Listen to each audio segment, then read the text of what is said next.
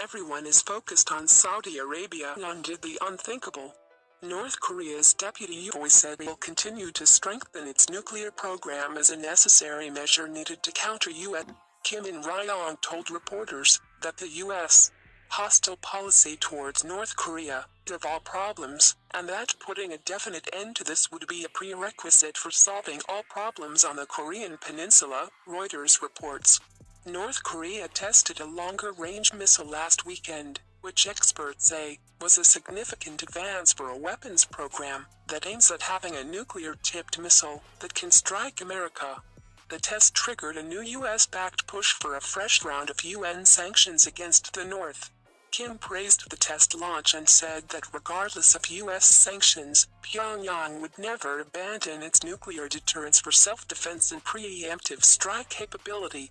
At the Pentagon, U.S. Defense Secretary Jim Mattis said that the recent missile test showed North Korea isn't complying with pressure from the international community.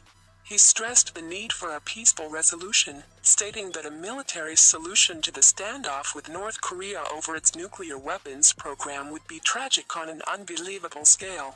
If this goes to a military solution, it is going to be tragic on an unbelievable scale, and so our effort is to work with the UN, work with China, work with Japan, work with South Korea, to try to find a way out of this situation, Mattis said.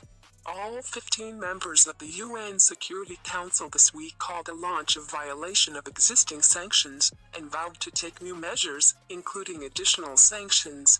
President Trump is looking to both China and Russia, the two permanent members on the Security Council, to join the US-backed campaign of diplomatic and economic pressure on North Korea to get it to denuclearize. Breaking. North Korea launches missile as Kim warns US is within strike range. North Korea has risked a world war by launching an unidentified missile this morning, South Korea's military has said. The launch was from an area just north of the capital Pyongyang and was heading towards Japan. South Korea's Office of Joint Chiefs of Staff said in a statement that the medium-range ballistic missile took off Sunday afternoon from a location near Puchang. Just yesterday, North Korea's state KCNA news agency had a terrifying warning for the world. It said, "Today the U.S. mainland and the Pacific Operational Theater are within the strike range of the DPRK, and the DPRK has all kinds of powerful means for annihilating retaliatory strike." The military said this missile flew 310 miles before landing in waters off its east coast after it was on its way to the Sea of Japan.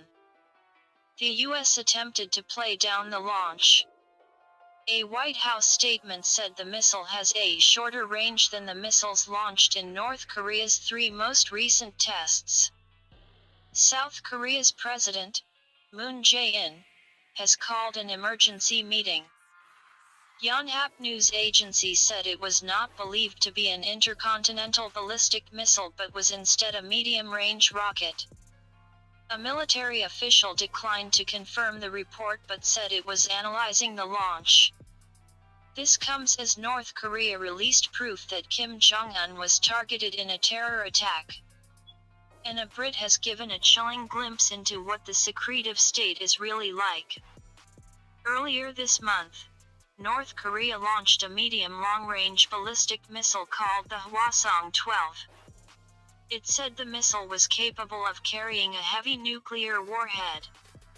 That launch flew for about 30 minutes, traveling about 500 miles before landing in the Sea of Japan.